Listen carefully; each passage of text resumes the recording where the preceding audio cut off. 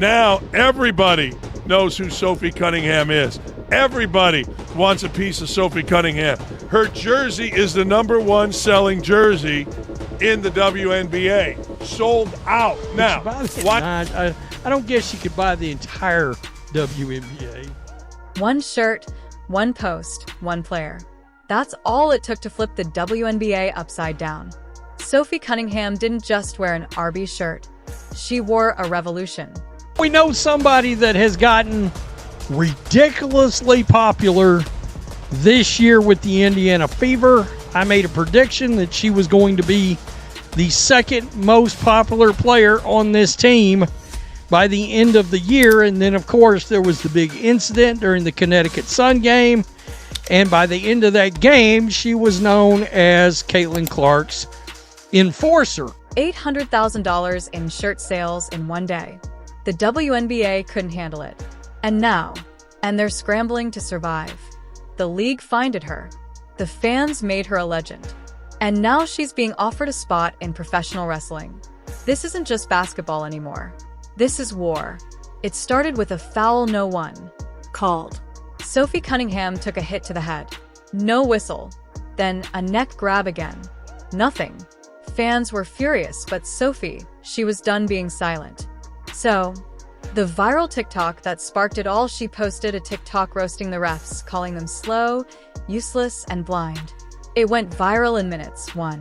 3 million views, and the comments pure chaos. So as you can see after the game, Caitlin Clark and Sophie are both running up to the referee here. They are both so upset, and the referee is just walking away from them. He won't even look at them in the face. He keeps turning. Like, Sophie even went up at one point and is like tapping on his arm. He would not even look at them. You guys, I have watched so much basketball in my lifetime, so much NBA, so much professional basketball. It's comical at times when you see the players after the games talking to the refs, because a lot of them end up knowing each other at a certain point because they've reffed their game so many times. The fact that this referee wouldn't even acknowledge. Fans saying what players wouldn't dare say out loud. Instead of owning up, the WNBA slapped Sophie with a $5,000 fine. Their move? Try to silence her. Sophie's move turned the fine into a flex. She laughed at the fine. Literally laughed. Then dropped a bomb. On game night, Sophie walked in wearing the now infamous Arby shirt. Hot girls eat Arby's. Boom. The internet exploded. It wasn't just funny, it was strategic. Fans were obsessed. Arby's official account called her an unapologetic queen. In the city, maybe you should drive your car. Pick up whenever you call. In the parking lot in Tucson, like, are you with me? In the phantom with the roof. Comments flooded in. This is iconic. Arby's plus Sophie equals marketing masterstroke. Sophie just ended the WNBA with a t-shirt.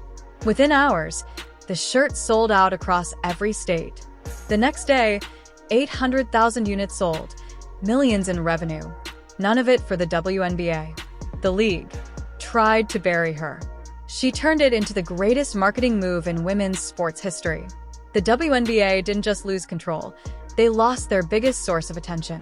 Sophie's TikTok following jumped from 300,000 to over 1.7 million in a matter of days because her jersey surpassed the all-time woman, Caitlin Clark.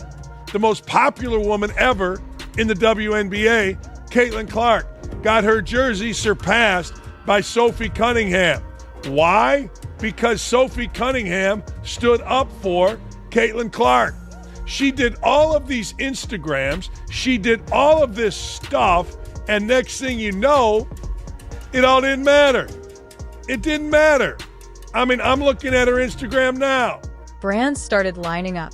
Jersey sales spiked. And then it got crazier. Jeannie Buss, the owner of the Lakers, offered her a spot in WOW. Women of Wrestling said Sophie was the enforcer the WNBA needed, not just for herself, but to protect Caitlin Clark. Yes, even Caitlin Clark's name got pulled into the chaos. And what about Angel Reese? She reposted the Arby's clip with a fire emoji and a caption that said, "They scared of real ones." So, here's the truth the WNBA doesn't want to admit. They created this monster. Instead of improving officiating, they fine players. Instead of listening to stars, they punish them. And Sophie, she's become the face of the rebellion.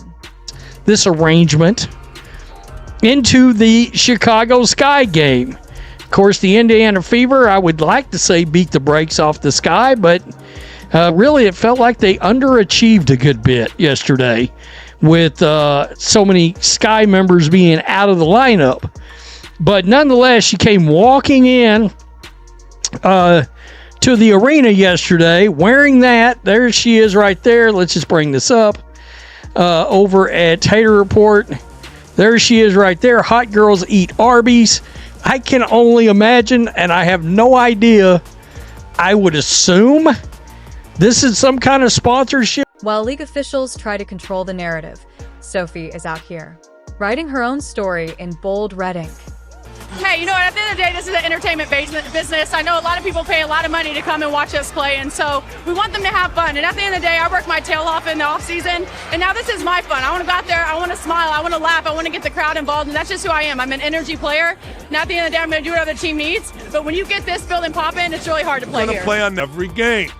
That helps your brand. You come to play with the Fever because you're playing with Caitlin. You become friends with one of the most powerful, popular athletes in America. But then there's always that moment. And for Sophie Cunningham, that moment occurred the other day with a takedown, a grab. It was perceived that she was protecting Clark. Wasn't really that. But that's all right. Let perceptions rule. And now people are interested. It's good. It's great. While league officials try to control the narrative, Sophie is out here, writing her own story in bold red ink. They call me, and so it's just trying to make everyone match and make sure we're all just having good vibes, right? You know, the seasons has a bunch of highs and lows, and so just trying to keep a level head on everyone. But I also think that we get to play basketball for a living, and that's super fun. So sometimes you just need a good perspective of like, hey, we're in the grind right now, and it feels hard, but at the end of the day, we get to dribble a ball for a living, so we got to be grateful for that. Sophie proved that authenticity beats control, that speaking out beats staying silent, and that a fine means nothing when the people are behind you. But here's the part nobody saw coming. The WNBA is considering banning branded clothing. Sophie proved that authenticity beats control, that speaking out beats staying silent, and that a fine means nothing when the people are behind you. But here's the part nobody saw coming. The WNBA is considering banning branded clothing altogether. Yep, that's their answer. Not fixing refs, not improving leadership, just more control. Meanwhile, Sophie just posted a story holding an Arby's burger with a gold chain that says 5K Fine Club. Oh, and rumor has it Arby's wants her to lead their national campaign. $2 million on what happens now. The table. This isn't just about Sophie anymore. This is about every athlete who's been told to shut up and play. If you believe Sophie Cunningham just changed the game forever, drop a fire emoji in the comments. Do you think the WNBA is falling apart or just afraid of its own stars?